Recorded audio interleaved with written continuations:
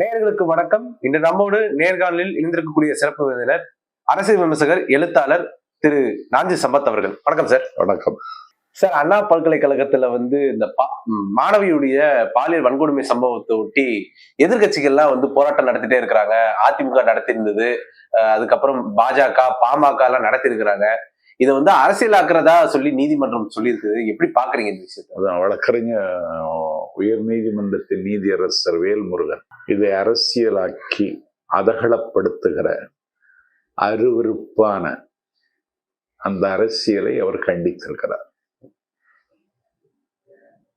உயர் நீதிமன்ற நீதியரசர் வேல்முருகன் அவர்களுக்கு ஒரு சமூக பிரச்சனையோடு நான் நன்றி சொல்ல கடமைப்பட்டிருக்கிறேன். ஏனென்றால் நான் ஒரு மகளின் தந்தை. பாலியல் பலாத்காரத்தை ஒரு காமுகன், ஒரு கயவன், ஒரு தோல் அமைச்சர் எடுத்த பொறுக்கி செய்திருக்கிறான். இது உண்மை. குற்றவாளி 3 மணி நேரத்தில் கைது செய்யப்பட்டிருக்கிறார். திராவிட முன்னேற்ற கழக அரசு, அண்ணன் ஸ்டாலின் தலைமையிலான அரசு தீவிரமான புலன் விசாரணையில் தரவுகளை இன்றைக்கு பெற்றுவிட்டதாகவே எனக்கு தகவல் வருகிறது. இதை போய் ஆர்ப்பாட்டம் என்று சொல்லி பொதுவெளியில் செய்வது அயோக்கியத்தனம் மட்டுமல்ல, அற்பத்தனம். அரசு நடவடிக்கை எடுக்காவிட்டால் போராட்டம் நடத்தலாம். அரசு நடவடிக்கை எடுத்ததற்கு பிறகு போராட்டம் நடத்துகிறீர்கள் என்றால் உங்களுக்கு அரசியல் செய்வதற்கு எதுவும் தமிழ்நாட்டில் கிடைக்கவில்லை. நீங்கள் வறுமையில் இருக்கிறீர்கள். எடப்பாடி பழனிசாமிக்கு அரசியல் எதை வைத்து அரசியல் செய்வதென்று எடப்பாடி பழனிசாமிக்கு விவரம் தெரியவில்லை. அந்த சவுக்கு அண்ணாமலைக்கு எந்த படுகொலியில் போய் விழுவது என்று அவருக்கும் தெரியவில்லை. அது போக நண்பர் சீமான் இதுல ஏதாவது எலும்பு துண்டு கிடைக்குமா அப்படின்னு எலும்பு துண்டுக்கு இயங்குகிறார் அவர். ஆனால் திமுக அரசு நீதி காப்பாற்றப்பட வேண்டும் என்பதில், அந்த பெண்ணுக்கு நியாயம் கிடைக்க வேண்டும் என்பதில் உறுதியாக இருக்கிறது. இதை ஒரு பெரிய பூதாகாரமாக ஆக்குவதற்கு ஏதோ ஒரு வகையில் ஒன்றிய அரசும் இயங்குகிறது. தேசிய மகளிர் ஆணையம் உடனே வருகிறது. 2 பேரை நியமிக்கிறார்கள். அவர்கள் விசாரிக்கிறார்கள். ஒரு ஆஷிபா என்கிற 6 வயது சிறுமி காஷ்மீர் கோவிலில் கருவறையில் வைத்து கற்பழிக்கப்பட்டார். வன்புணர்வு செய்தார்கள். அதை பேசலாமா? உத்தரப்பிரதேசத்தில் ஹத்ராஸில் ஒரு 13 வயது பெண் வன்முணர்வுக்கு ஆளாகி அதிலேயே அவளை கொன்று அவளுடைய தந்தையினுடைய வீட்டு முன்பு அவள் அடக்கம் செய்யப்பட்டாள். அதை பேசலாமா? ஏட்டிக்கு போட்ட அரசியலை திமுக செய்ய விரும்பல. இதை பேசுறதுக்கான தகுதி அண்ணாமலைக்கோ, தமிழிசைக்கோ, எடப்பாடிக்கோ, சீமானுக்கோ கிடையாது. இந்த அரசு வெளிப்படையான அரசு, நியாயமான நடவடிக்கை இன்றைக்கு மேற்கொண்டு தமிழ்நாட்டில் ஒரு பாதுகாப்பு உணர்வை தமிழ்நாட்டு மக்கள் இன்றைக்கு அனுபவிக்கிறார்கள். அதை சீர்குலைக்க முடியுமா என்று இவர்கள் சிந்திக்கிறார்கள். சீர்குலைக்கவே முடியாது. இந்த ஆட்சி நாட்டு மக்களினுடைய மனச்சாட்சியாக நல்லதோர் வகையில் இயங்கிக் கொண்டிருக்கிறது. இதையொட்டி குஷ்பு அவர்கள் மதுரையில ஒரு போராட்டம் நடத்திருக்காங்க. அந்த போராட்டத்தை எப்படி பாக்குறீங்க?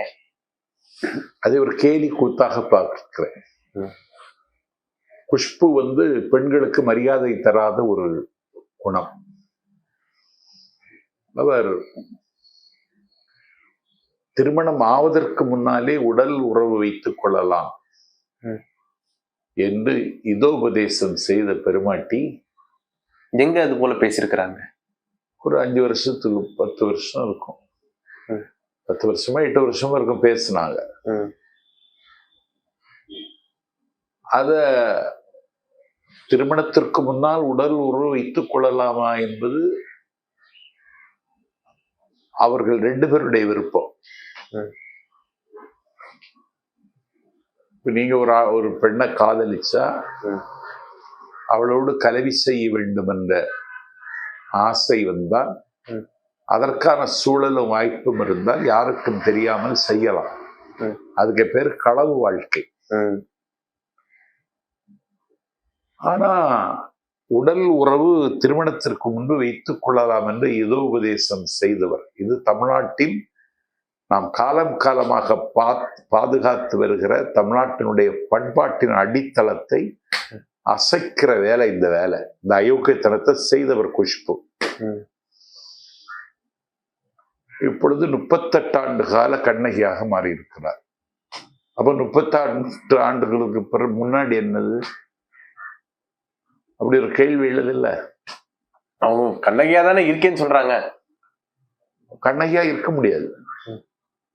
கண்ணகியாக இருப்புகிற தகுதியெல்லாம் கிடையாது. கண்ணகி இந்த நாட்டுல ஒரு முடியரசு காலத்துல பாண்டியன் நெடுஞ்செழியன் அரண்மனைக்குள் நுழைந்து கேள்வியே கேட்க முடியாத அந்த காலத்தில் நீ யார் அப்படின்னு கேக்குறான் பாண்டியன் நெடுஞ்செழியன். நான் யாரா? தேராமன்னா. தேராமன்னா தெளிவில்லாத மட்டையான்னு அர்த்தம். செப்புவது உடையேன். எங்க பேசுறா? அரண்மனையில. நான் யாருன்னு தெரியுமா உனக்கு? மடியில் விழுந்த மாடப்புறாவிற்கு உயிர் பிச்சை தருவதற்கு கால் தசி அறிந்து தந்த சிபி சக்கரவர்த்தி தன்னுடைய கன்று தேர்காலில் கொல்லப்பட்டது. அதற்கு பிராயச்சித்தம் கேட்ட பசுவிற்கு நீதி வழங்குவதற்கு தன்னுடைய மகனை கன்று எந்த இடத்தில் கொலை செய்யப்பட்டதோ அந்த இடத்தில் கொன்று நீதி பரிபாலனம் செய்த மனு சக்கரவர்த்தி பரிபாலனம் செய்கிற புகாரில் இருந்து வந்திருக்கிறேன். பெரும்பெயர் புகார் என்பதிய ஊர்னு அரண்மனையில பேசியவள் கண்ணகி. நீ பேசுவியா? நீ இந்த நாட்டுல திமுக, காங்கிரஸ், பிஜேபின்னு கட்சி மாறுகிற உனக்கு கண்ணகியை பற்றி சொல்ல ஒரு தகுதி இருக்கா?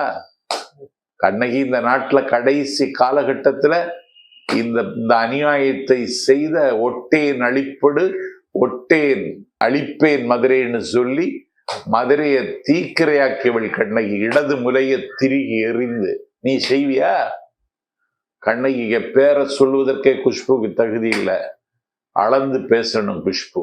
இப்ப இதை ஒட்டி மதுரையில் நடந்த அந்த போராட்டத்துல கண்ணகி வேஷம் போட்டு சில தெருக்கூத்து செய்யக்கூடியவர்களை எல்லாம் கூட்டு வச்சு நிகழ்வு நடத்துறதாக பாஜக பண்ணியிருந்திருக்கிறது. அவங்க வந்து கைதானதுக்கு பிறகு கைதாகும்னு எங்களுக்கே தெரியல அப்படிங்கிறது போல அவங்களுக்கே விஷயம் தெரியாது என்பது போல நின்னதெல்லாம் பார்த்தோம். பாஜக ஏன் இப்பெல்லாம் செய்யுதுன்னு நினைக்கிறீங்க? அவங்க வந்து லைம் லைட்ல இருக்கணும்னு நினைக்கிறாங்களா? லைம் லைட்ல இருக்கணும்னு நினைக்கிறாங்க. அவங்களுக்கு அரசியல் செய்ய தெரியல. பிஜேபி என்கிற கட்சி தமிழர்களுடைய விரோத கட்சி. பிஜேபி கட்சி 2026 தேர்தலில் தமிழ்நாட்டு மக்கள் ஆதரிக்கிற மனநிலையில இல்ல. அவன் கிணத்துல விழுந்து செத்தாலும் ஜாவானை தவிர பிஜேபிக்கு ஓட்டு போட மாட்டான் அப்படின்னு முடிவெடுத்துட்டான் தமிழ்நாட்டு மக்கள். அதனால நாங்க எல்லாம் செய்யறோம், நாங்க தமிழ்நாட்டு மக்களுக்காக இருக்கோம்னு இந்த சிலம்பை எடுத்து யாருக்கே கையிலேயே கொடுத்து வேடிக்கை காட்டுறாங்க. இந்த வேடிக்கைக்கு பலியாக மாட்டார்கள் தமிழர்கள். சார், இந்த பல்கலைக்கழகத்து விவகாரத்தை பொறுத்த வரைக்கும் யார் அந்த சார் அப்படிங்கிற ஒரு கேள்வி போய்கிட்டே இருக்குது. இந்த அண்ணா பல்கலைக்கழகத்துல சான்சலராக யாருமே இல்ல, ஆளுநர் தான் இருக்கிறாரு. அப்போ வந்து அவரை நோக்கிதான் எல்லாருமே கேள்வி வச்சுட்டு இருக்காங்க. அதை எப்படி பாக்குறீங்க? இல்ல அவர்தான் நான் சொல்ல மாட்டேன். இல்ல அவரை நோக்கிதான் எல்லாருமே கேள்வி கேட்டு இருக்காங்க. எதிர்கட்சிக்காரங்க எல்லாருமே கேள்வி கேட்டு. யார? ஆளுநர். ஆளுநர் என்ன பதில் சொன்னாருன்னு எனக்கு தெரியல. நம்ம இப்ப அதுல மூக்கையும் நுழைக்க கூடாது. ஏன்னா போலீஸ் விசாரணை பாதிக்கும். போலீஸருடைய விசாரணைக்கு ஊனம் ஏற்படுத்துற மாதிரி எதையும் சொல்லக்கூடாது. விசாரணை நேர்மையான முறையில் நீதியை தேடுகிற வகையில் விசாரணை போயிட்டு இருக்கு.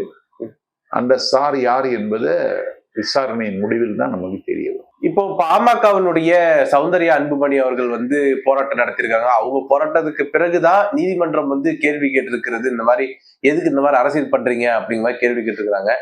அவங்க வந்து சொல்லும் பொழுது யாருக்கு வேணும் உங்க 1000 ரூபாய் அப்படிங்கிற மாதிரி அவங்க பேசியிருக்கிறாங்க. எப்படி பாக்குறீங்க இந்த விஷயம்? அவ்வளவு பணம் இருக்கு அந்த அம்மாட்ட. அவ்வளவு கொள்ளையடிச்ச பணம் இருக்கு அந்த அம்மாட்ட. இல்லைன்னா 1000 ரூபாய் யாருக்கு வேணும்னு கேட்பாங்களா? இந்த 1000 ரூபாயை வாங்குகிற பெண்கள் எவ்வளவு மகிழ்ச்சியாக இருக்கிறார்கள் இந்த அம்மாவுக்கு தெரியுமா?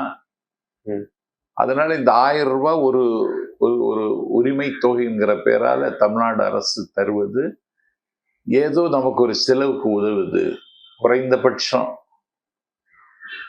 பால் வாங்கலாம், குறைந்தபட்சம் மீன் வாங்கலாம், குறைந்தபட்சம் மளிகை கடைக்கு போகும் பொழுது எப்பொழுதும் வாங்குவதை விட மளிகை சாதனங்களோட இன்னும் சில சாதனம், ஒரு பிரெட் வாங்கிக்கலாம்.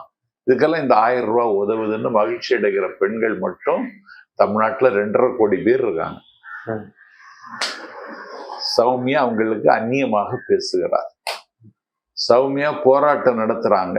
அவங்க போராட்டம் நடத்துது தைலாபுரத்துல போய் பதவி விலகு, பதவி விலகு, ராமதாஸே பதவி விலகு, என் கணவனை காயப்படுத்துகிற ராமதாஸே பதவி விலகுன்னு தைலாபுரத்துல போய் பண்றத நடுத்தெருவில் நின்று பண்றாங்க. பரிதாபமா இருக்கு.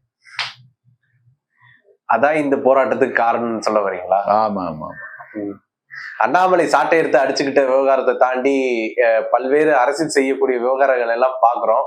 இதையெல்லாம் நீங்க எப்படி பாக்குறீங்க? லண்டன்ல படிச்சது வேலை செய்ய ஆரம்பிச்சிருச்சு.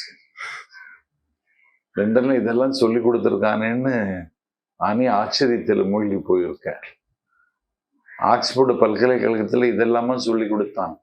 சரி, அடிக்கிறதே அடிச்சே, சவுக்கால அடிக்கிறதுன்னா சவுக்குல எடுத்து அடிக்கணும். நீ சவுக்கா எடுத்து அடிச்ச, அதுக்கு பேரு சவுக்கா? அது சவுக்கு இல்லையா? சவுக்கே கிடையாது. இவனுக்குன்னு ஒரு சவுக்கை தயார் பண்ணியிருக்காங்க. ஒரு நூறு மாதிரி ஒண்ணா வச்சுக்கிட்டு இப்படி குத்தி அடிக்கிறான். அடிச்சா ரத்தம் சொட்டணும், தழும்பு வரணும் முதுகுல. மொஹரம் பண்டிகை கொண்டாடுகிற இஸ்லாமிய நண்பர்கள் அடிப்பாங்க. அப்பா, அப்படி அப்படி உணர்ச்சி வேகத்துல அடிப்பாங்க, ரத்தம் சொட்டும். அதையும் தாங்கிக்கிட்டு அவங்க நடந்து வருவாங்க. நான் பள்ளிக்கூடத்து மாணவனாக இருக்கும்பொழுது பார்த்து பரவசப்பட்டிருக்கேன். இவன் சவுக்கால அடிக்கிறான், அதை பார்த்துருந்து ஒரு 12 பேர் நிக்கிறான். அது சலனம் இல்லாம நிக்கிறான். அவன் என்ன நினைக்கிறான், இந்த பைத்தியத்தை நம்ம தலைமையில தலையில கொண்டு கட்டிட்டாங்களே, இவனை வச்சு எப்படி கட்டி அழுறதுன்னா அவன் பரிதாபமா நிற்கிறான். இது ஒரு கேலி கூத்து. தரங்கட்ட, மலிவான, மட்டமான, இழிவான அரசியல் செய்கிற ஒரு ஈனப்பிறவி அண்ணாமலைங்கிறத இதன் மூலம் நிரூபிச்சிட்டார். இப்போ அந்த அண்ணா பல்கலைக்கழகத்துல மாணவி பலாத்காரம் செய்யப்பட்ட விவகாரத்தை எல்லாரும் சட்ட ஒழுங்கு பிரச்சனை அப்படின்னு சொல்றாங்க. ஒரு பல்கலைக்கழகத்துல நடந்தது அப்படிங்கிறது இட்ஸ் இன்சைட் த பிரமிசஸ் அப்படிங்கிற மாதிரிதான் வரும் அப்படிங்கிற மாதிரி சில பேர்லாம் சொல்றாங்க. இது ஏன் எல்லாருமே சட்ட ஒழுங்கு பிரச்சனைன்னு சொல்றாங்க? சட்ட ஒழுங்கு பிரச்சனைன்னு சொன்னா அவங்களுக்கு சட்ட ஒழுங்கு பிரச்சனைல என்னன்னு தெரியல. சட்ட ஒழுங்கு பிரச்சனைன்னா ஒரு இடத்துல கும்பல் சேர்ந்து வன்முறையில் ஈடுபட்டால் அதற்கு பேரு சட்ட ஒழுங்கு கேட்டது. சாதி கலவரம் உண்டால் அதற்கு பேர் சட்ட ஒழுங்கு. மதத்தின் பேரால் கலவரம் நடந்தால் அதற்கு பேர் சட்ட ஒழுங்கு. கல்லூரி மாணவர்கள் ஒரு பிரச்சனையை கையில் எடுத்துக்கொண்டு காலவரையற்ற போராட்டம் நடத்தினால் அதற்கு பேர் சட்ட ஒழுங்கு. இது ஒன்றும் சட்ட ஒழுங்குல சேராது. இவனுக்கு தெளிவில்லை. இவனு சலூன் கடையில போய் சர்க்கரை இருக்கான்னு கேட்கிற சண்டாள பயிலுக்கு எந்த உண்மையும் தெரிய மாட்டேங்குது. சட்ட ஒழுங்கு கெட்டதுன்னா பொது அமைதிக்கு பங்கு வரணும். சாலையில நடமாட முடியாத நிலைமை ஏற்படும். பட்டினப்பாக்கத்தில இருந்து நாஞ்சில் சம்பத் நான் சேப்பாக்கம் போகணும்னு சொன்னா போக முடியாது. அப்படி ஒரு நிலைமைன்னா சட்ட ஒழுங்கு கெட்டு விட்டதுன்னு கருதலாம். இங்க ஒண்ணும் கிடையாது, அப்படி ஒரு நிலைமையே கிடையாது. ட்ரெயின் ஓடிக்கொண்டுதான் இருக்கிறது, பேருந்து மக்கள் பயணித்துக் கொண்டுதான் இருக்கிறார்கள். விடியல் பயணம் என்கிற பெயரால லட்சக்கணக்கான பெண்கள் இடம் விட்டு இடம் பெயர்ந்து கொண்டுதான் இருக்கிறார்கள். சட்டம் ஒழுங்கு கெட்டதற்கான எந்த விதமான அடையாளமும் இங்க இல்லை. அமைதியின் மடியில் கொலுவிருக்கிறது அருந்தமிழ் நாடு. அமைதியின் மடியில் தமிழ்நாடு கொலுவிருக்கக்கூடிய அளவிற்கு காவல்துறை மிகுந்த விழிப்போடு இயங்குகிறது. ஒரு லட்சக்கணக்கான மக்கள் திருச்செந்தூர்ல சங்கமிக்கிறாங்க சூரசம்காரத்துக்கு அன்னைக்கு.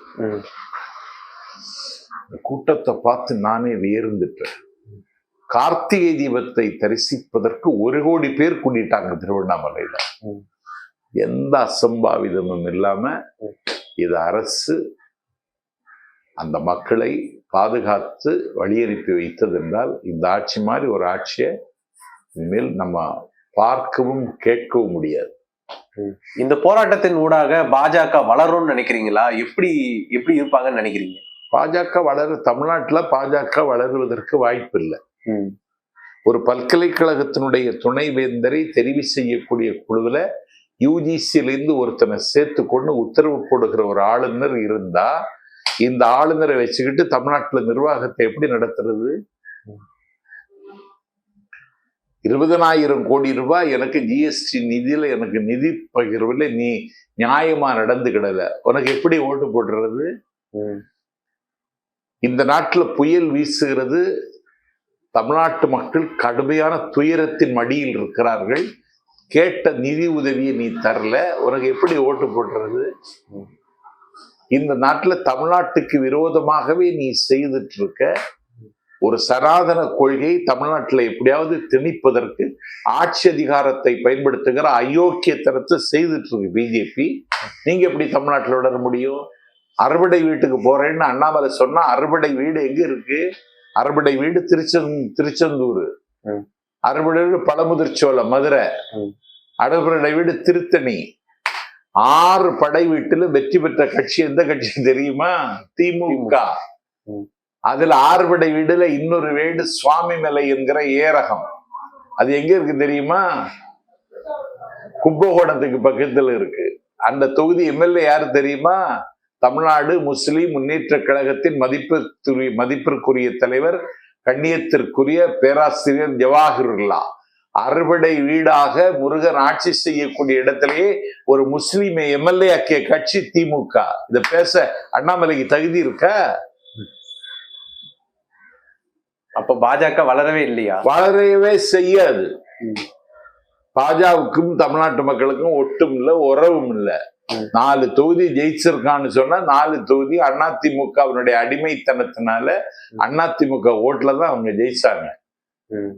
அதுவும் இல்லாம இந்த போராட்டத்துல குஷ்பு அவர்கள் சொல்லும் பொழுது கலைஞர் அவர்களை பத்தி ஏதோ ஒரு பேச போய் உடனே பாஜக காரங்க மைக் ஆஃப் பண்ணிருக்கிறாங்க.